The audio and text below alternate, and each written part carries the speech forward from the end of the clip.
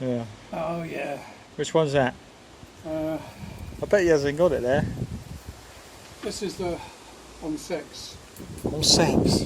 Give it a go, go on, give it a go, you two. Come over here, will you please? Who's going to do Pete and who does... I'm doing Pete. Oh yeah?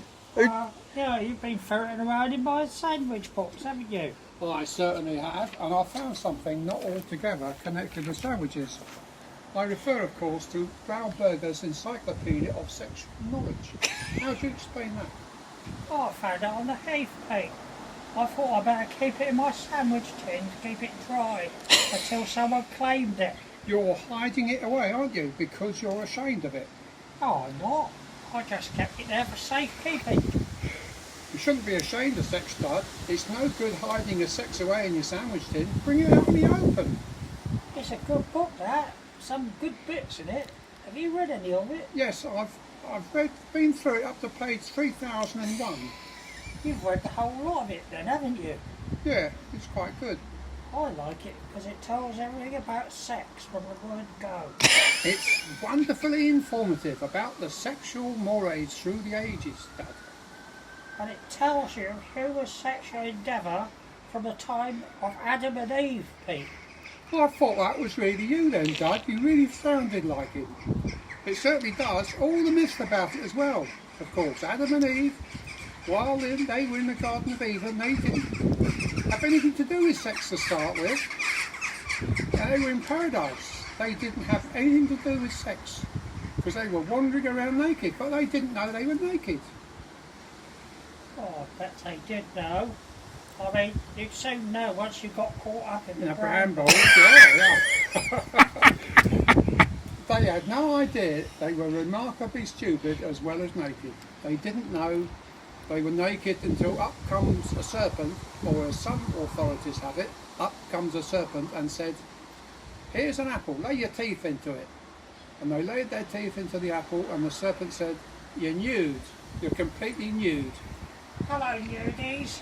Of course, they dashed off into the brush and covered themselves with embarrassment, didn't they? And mulberry leaves as well. They covered themselves together with all this primitive clothing made of leaves. And suddenly, as soon as they became completely covered, they began to get attracted to each other.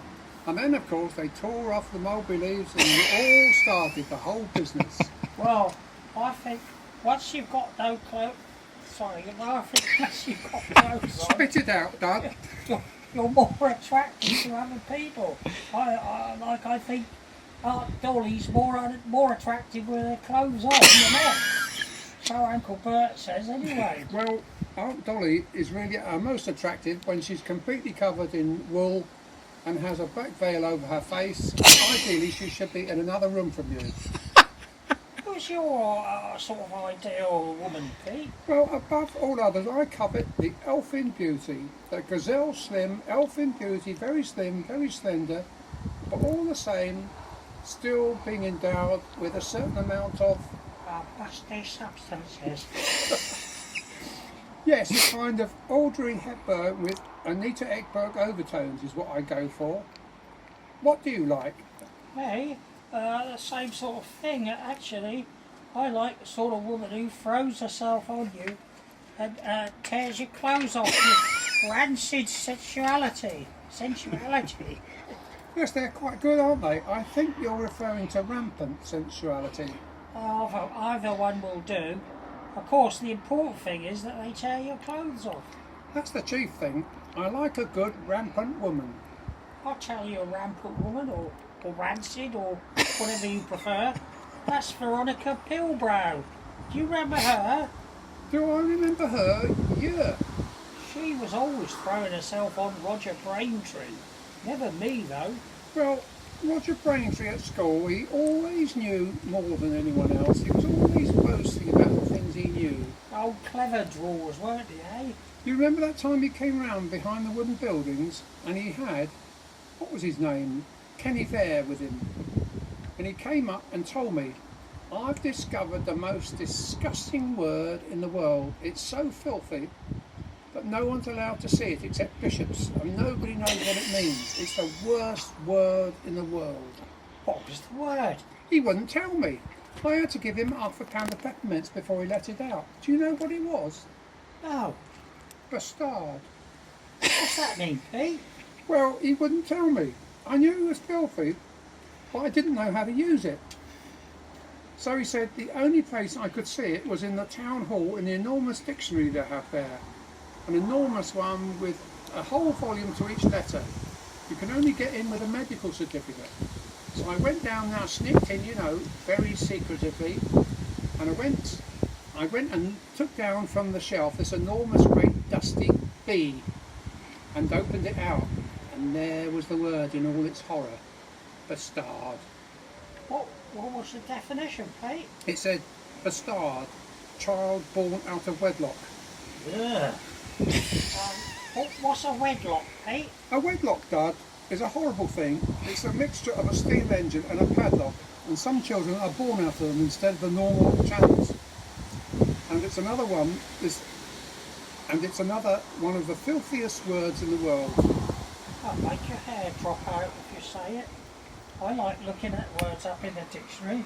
You know, I like going round the Valence library and going to the reference library and getting out the dictionary of unconventional English and looking up bloomers. Yeah, it's quite a good way of spending an afternoon. Of course, I'll tell you what, Pete, the whole business of sex is a bit of a letdown, really, when you compare it with the wonderful romantic tales of a novelist who can portray sexual encounters in so much better form, Pete. Well, it makes it all so perfect. In the hands of a skilled novelist, sex becomes something which can never be attained in real life. Have you read Neville Shute? Oh, very little. How much of Neville Shute have you read? Nothing. Yeah, well, Neville Shute is a master of sensuality. He has some wonderful erotic passages, like in A Town Like Alice, in the hardcover version, page 81. If you go down the library, it falls open at that page. There's a description set in Australia, Doug, and there's this ash blonde girl, Tina. Tina, don't you be meaner. Shut up! And she's there, standing on the runway, you see, of this aerodrome, and it's very hot, Australian bush heat, and it's very hot indeed. And she's standing there waiting for her rugged Aussie pilot to come, bronze Tim Bradley, and it's very hot. The cicadas are rubbing their legs together, making that strange noise. Very similar to that nasty noise which is coming from your mouth at this very moment. And it's very hot and she's covered in dust. The Australian dust is all over her. She's got dust on her knees, dust on her shoulders. Dust on her bust. Dust on her bust, as you so rightly point out, Dad. And it's very dusty and it's very hot. Hot and dusty, and suddenly, out of nowhere, the clouds open. There's a tremendous clap of thunder and suddenly the mongoose is on her.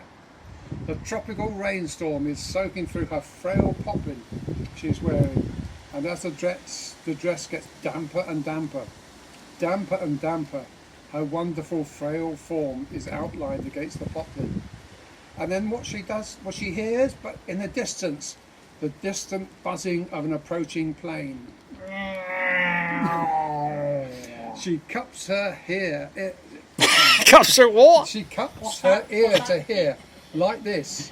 She cups her perfectly proportioned up-thrusting ear. She cups it. The plane comes down on the runway, comes to a halt, and out comes the blonde Aussie. But the propellers are going very fast still. There's a tremendous rushing wind, and it blows up against her, and it blows the damp dress right up against her, and reveals for all the world to see her perfectly defined rusty substances. Well, what happened after that, Pete? Well, the bronze pilot goes up to her, and they walk away, and the children get 3 dots. What do those 3 dots mean, Pete? Well, in Shute's hands, 3 dots mean anything. How's your father, perhaps? When Shute uses 3 dots, it means use your own imagination, conjure up the scene yourself. Whenever I see 3 dots, I feel all funny. That's put me in the mood to go up to the Valence Library to look up bosom again. No, it's no good looking up because it only says sink bust. But it's nice to read it all again. It gives you something to do. Bravo!